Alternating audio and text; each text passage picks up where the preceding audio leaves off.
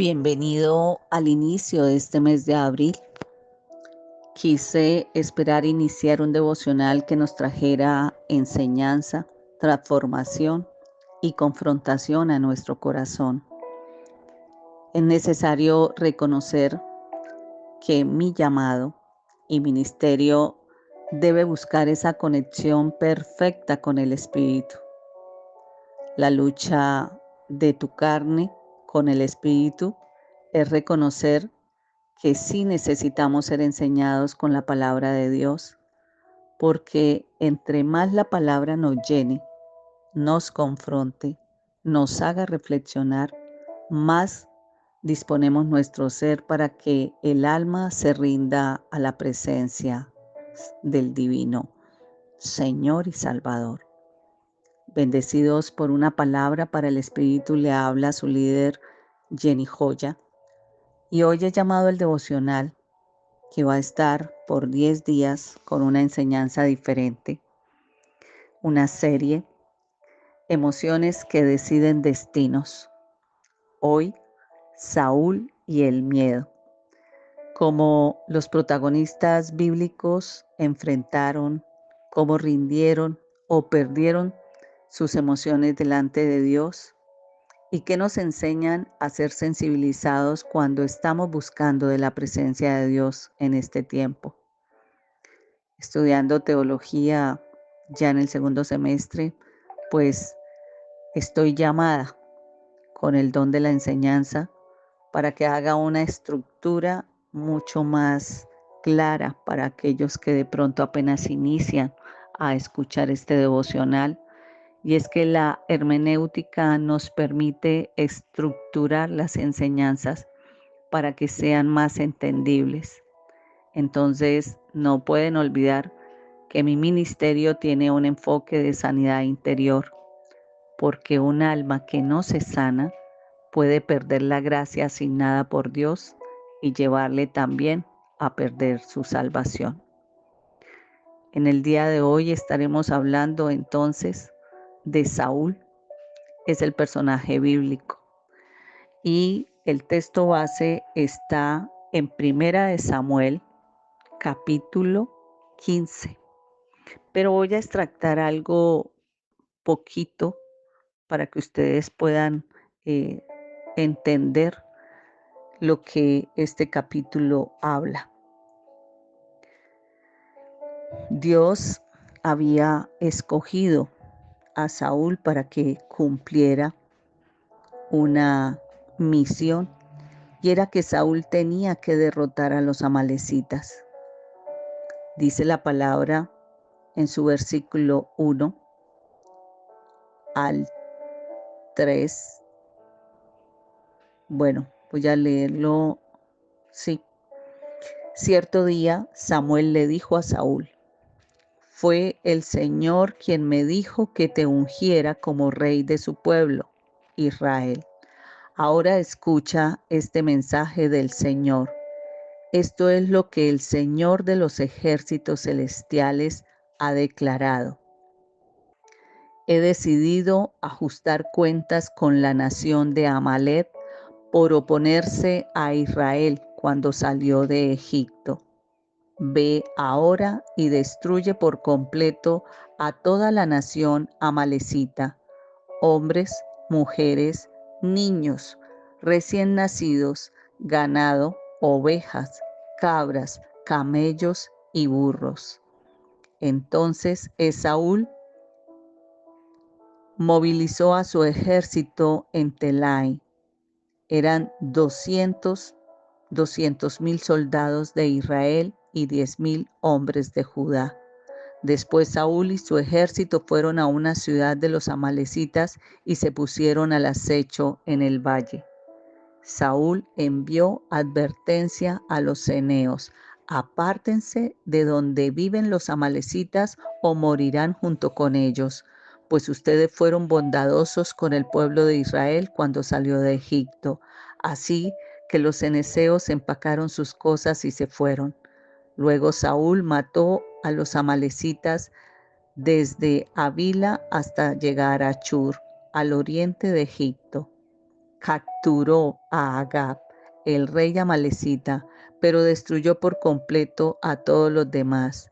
Saúl y sus hombres le perdonaron la vida a Agag y se quedaron con lo mejor de las ovejas y las cabras, del ganado, de los becerros gordos y de los corderos.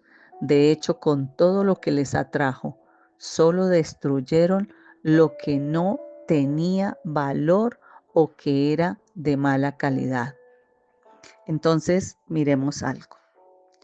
El contexto es que Saúl fue escogido por Dios, fue ungido como rey, pero en un momento clave permitió que el miedo a la gente fuera más fuerte que su obediencia a Dios.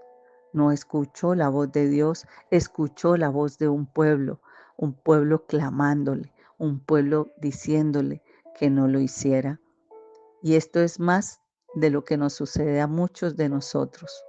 Tenemos tanto ruido en nuestra cabeza que a veces no entendemos la voz de Dios, no la escuchamos. Hay mucho ruido, hay mucho eco en nuestro interior. No identificamos quién es el que realmente nos habla, pero muchas veces es el adversario que no solo nos pone un pensamiento, sino que nos acusa sobre ese sentimiento que se levanta del pensamiento. Y esto sucede en lo natural. La palabra enseña por qué ordenó Dios la destrucción total de los amalecitas y por qué. Porque eran una banda de guerrilleros terroristas. Su ocupación estaba en atacar a otros pueblos y en apoderarse de sus bienes y llevar cautivos a los sobrevivientes. Entonces, cuando los israelitas se entraron en la tierra prometida, ellos fueron los primeros en atacar y luego atacaban sus campamentos cada vez que tenían la oportunidad. Dios sabía que los israelitas nunca podrían vivir en paz en la tierra prometida mientras existieran quienes, los amalecitas. Y también sabía que la religión de los amalecitas, cuando hacían prácticas corruptas y de idolatría, iban a ser una piedra de tropiezo para la relación de los israelitas con Dios. Entonces, la única forma de proteger el alma y el cuerpo de los israelitas era destruyendo por completo a esa nación guerrera junto con todas sus posesiones. Pero ¿qué pasó? Saúl y sus hombres no destruyeron el botín de guerra como Dios lo había ordenado. Los israelitas conocían muy bien la ley de consagrar algo, o sea, de apartarlo para destrucción total. Y cualquier cosa que estuviera bajo el juicio de Dios debía ser completamente destruido. Dios quería evitar que la idolatría se propagara en Israel y muchos del valor de los ídolos que allí habían fueron robados por Saúl. Entonces había un castigo que era la muerte. Si no se acataba la obediencia de Dios, se mostraría la falta de respeto, la desobediencia y el desprecio a Dios, porque era una violación directa a su mandato. Y eso fue lo que Saúl hizo. Cuando Saúl decidió perdonarle la vida al rey Agag, ahí fue donde vino a sufrir las consecuencias. Entonces, de acuerdo al punto de vista, Saúl había ganado una gran victoria sobre los amalecitas, pero según Dios había sido un fracaso, porque Saúl lo había desobedecido y luego le había rendido a Samuel sobre el resultado de la batalla. Quizás Saúl pensó que su mentira pasaría desapercibida o que lo que había hecho no era malo. Saúl se estaba engañando a sí mismo. Y muchas veces a nosotros nos pasa que la gente deshonesta llega a creer sus propias mentiras. Después pierde la capacidad de distinguir entre lo que era verdadero y lo que era falso. Así que si usted llega a creer sus propias mentiras, se está engañando a sí mismo, se aparta de Dios y pierde credibilidad ante los demás.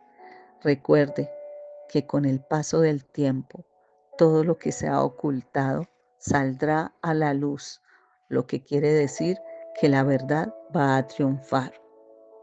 Entonces, ¿cuál era esa emoción que estaba en juego?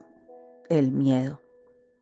Pero Saúl no tenía miedo a morir, era miedo a perder la aprobación del pueblo, a quedar mal, a no ser aceptado.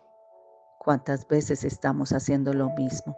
Estamos corriendo al humano para recibir aprobación, pero no estamos corriendo a la presencia de Dios. El conflicto que se desarrolló aquí es que Dios le dio una orden muy clara, pero el pueblo estaba presionando y Saúl tenía que decidir. No, Saúl tenía era que haber cumplido.